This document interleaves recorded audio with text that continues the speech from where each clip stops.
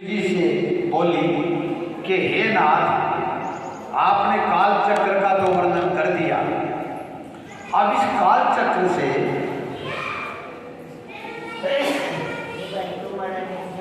बचने का भी उपाय बताइए।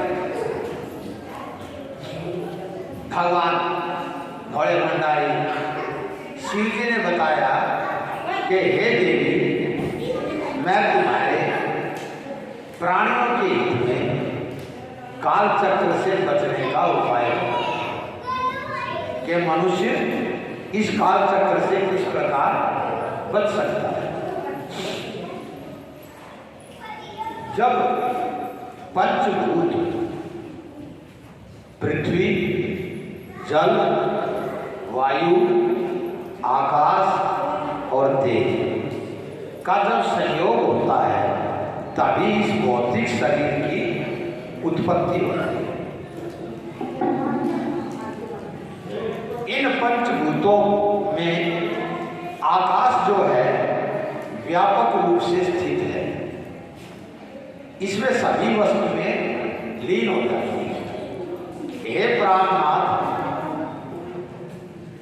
प्राणनाथ, इस गौर कराल रूप में इस काल का तो आपने भस्म कर डाला। इसके बाद उसके द्वारा आपकी स्तुति करने का प्रश्न हुए तब वह अपनी प्रकृति में स्थित हुआ। अब वह काल किस प्रकार मारा जा सकता है, उसको जीतने का कोई उपाय बताइए। भगवान शंकर कहते हैं, हे प्राणेश्वरी, मैं आपको यह तो ज्ञात ही होगा कि इस शरीर पंचभौतिक पदार्थों के द्वारा निर्मित है। इन्हीं पंचभूतों से इसका विलय 5 चीजों से बना है ये शरीर और 5 चीजों के अंदर विलय होता है। आकाश से वायु उत्पन्न होती है, वायु से तेज, तेज से जल और जल से पृथ्वी। जल में 4, तेज में 3, वायु में 2 और आकाश में 1। यही गुण होते हैं। गुण तो केवल शुभ, स्पर्श, रूप, रस और गंध, ये 5 ही हैं। इनमें क्रमशः एक गुण कम होता जाता है। योगी जन इन्हीं गुणों को जीतने पर विचार करें, अर्थात यदि इन 5 गुणों को हम जीत लेते हैं तो हम मोक्ष के अधिकारी होते हैं।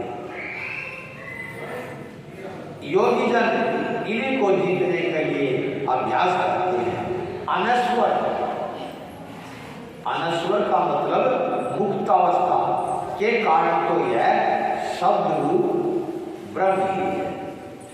जब योगी को अभ्यास के द्वारा ज्ञान प्राप्त हो जाता है तब उस परम सुख की उस योगी को प्राप्ति होती है।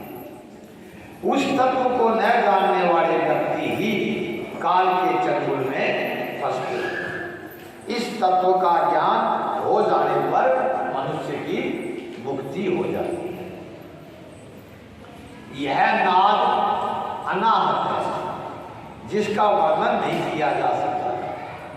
इस अनाहत नाद से 9 शब्द उत्पन्न होते हैं जिनके नाम हैं घोष, कास्य, श्रृंग, घंटा, वीणा, वंशज, दुंदुभी, शंख और मेघदंड। मनुष्य इन 9 नादों का त्याग करे और तुकार शब्द का अभ्यास करे। योगी व्यक्ति इस अभ्यास को करता हुआ पाप पुण्य से लिप्त नहीं होता। इसी कारण योगी जन जो है मृत्यु पर विजय प्राप्त कर लेता है। काल का वचन और शिव प्राप्ति के बारे में अगले अध्याय में बताया गया है। पार्वती जी ने शिव जी से पूछा कि हे स्वामी, योगी वायु का पद कैसे प्राप्त करता है, कृपया उसे मुझे बताइए। शिव जी कहते हैं, हे पार्वती सुनो, देवी में रखे दीपक की तरह हृदय में स्थित वायु अंदर और बाहर दोनों तरफ प्रकाश करती है। ज्ञान, विज्ञान, उत्साह आदि सभी वायु के द्वारा प्रवृत्त हुआ करती है। इसलिए जिस व्यक्ति ने वायु पर विजय प्राप्त कर ली, उसने समस्त संसार पर विजय प्राप्त। योगी जन वायु को पेट में भरने का अभ्यास करते हैं और इसी अभ्यास के परिपक्व हो जाने पर उन योगियों के हजारों नेत्र, हजारों हाथ पैर हो जाते हैं। प्राणायाम यह होता है जिसके सिर और व्यायुक्तियों के साथ गायत्री मंत्र जपते हुए प्राणवायु का निरोध हो जाए। हे कल्याणी, अब तुम तेज को सिद्ध करने की बात को और सुनो।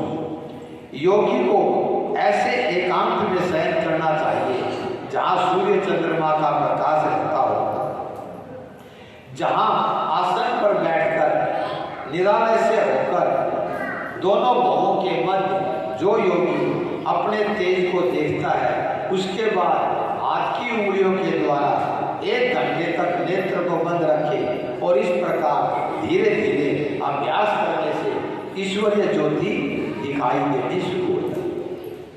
जब योगी परम सिद्ध हो जाता है, इस प्रकार योगी को तुरीय अवस्था की प्राप्त हो जाने पर वह भाव बंधन से मुक्त।